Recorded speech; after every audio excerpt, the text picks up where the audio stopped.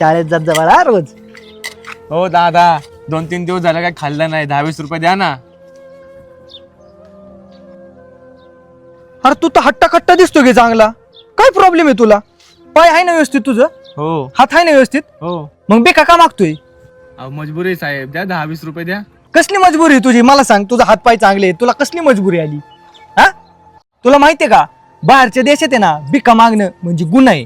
तिकडच्या देशात जे भिकारी आहेत ना आपल्या अंगातले कलागुण सादर करतात लोकांपुढं, तेव्हा त्यांना लोक 4 पैसे देतात. आणि तू इथं सरळ भिका मागतोय का? हा थोडीशी लाज वाटली पाहिजे आपल्याला. हा आपण चांगला हट्टकट्टे कामधंदा करावं, पैसे कमवावं, असं कवर भिका मागणार तू? हे बघ मी तुला 1 रुपया सुद्धा नाही देऊ शकत. तू उद्यापासून कामाला जाणार ना? हो साहेब जातो. हा मी तुला कामाला लावून देईन, कामाला जायचं. धन्यवाद साहेब, जातो कामाला उद्यापासून. हा जा.